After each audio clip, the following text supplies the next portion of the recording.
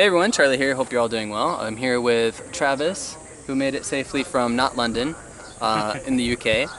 We're here on the first day of our hike to Kyoto, and we're sat here right now at beautiful Matsubara Park, which is just outside of Tsuruga, but it's actually inside Tsuruga City. And we're just sort of taking a break. We haven't actually found our trail yet. We've got to go up there along the mountains a little bit further, but it's a nice day. So far, so good. Yeah. I've only led us astray once and totally ignored where Travis said we should go, which is really good for my adventurous cred. But yeah, it's gonna be a great day. It's really nice. It's clear. It's hot as hell. Probably gonna burn, tan up really nicely, but already sweating it up. Yeah. So anyway, I'll show you guys where we're going when we get there. It's going to be along a beach. We should be camping out on a beach tonight. Hopefully those words don't come back to bite me, but yeah, we'll see what happens. So anyway.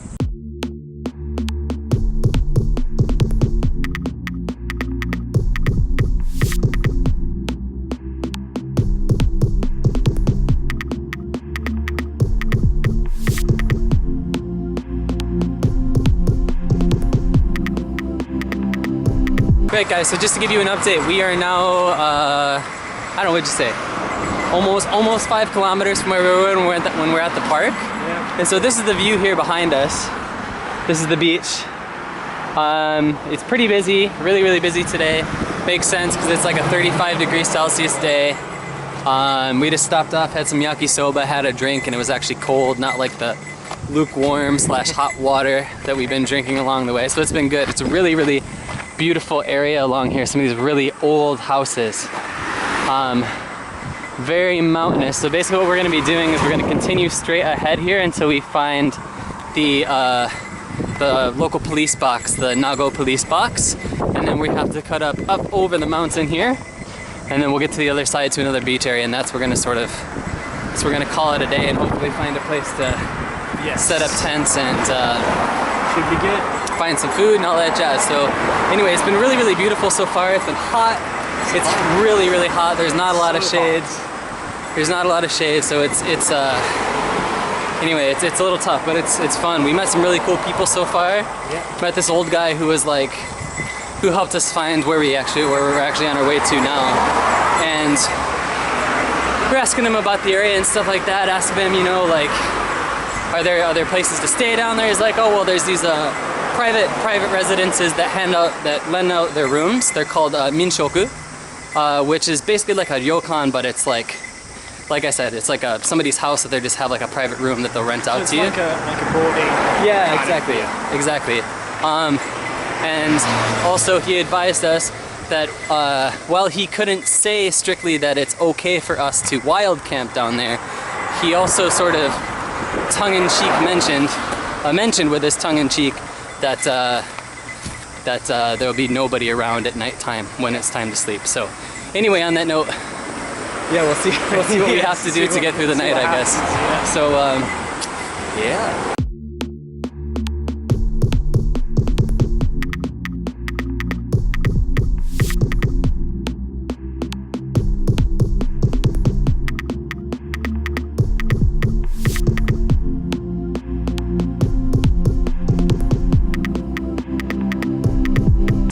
Okay guys, so here, as you can tell probably by the lighting, we're here at the end of the day. We've made it to Maruyama?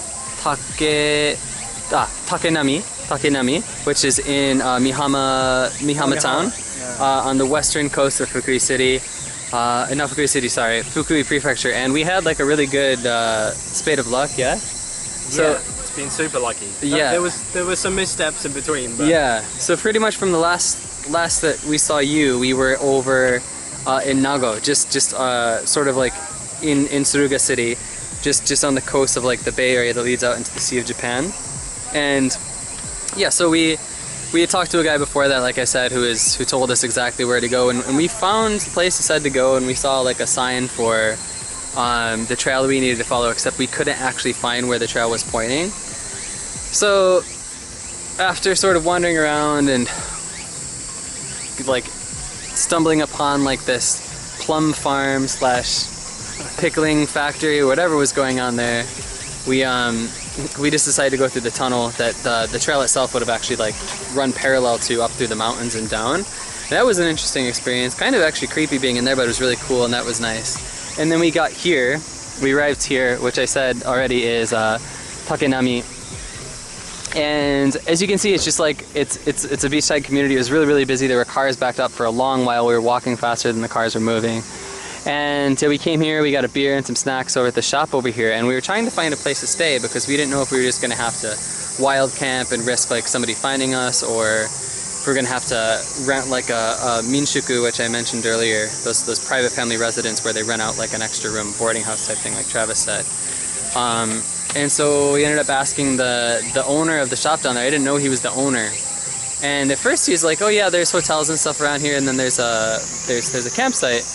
And he's like, it's far away, and he asked us where we're going and where we came from, and we told him, and he said, oh okay, well why don't you, I have a private personal campsite thing right here, which is where we are now. So you can see our tents behind us here. It's sort of just like this flattened clay area behind all this land that he owns. And you can see like he cut steps into this, and we have to hop over this moat over here, this like irrigation ditch to get up here.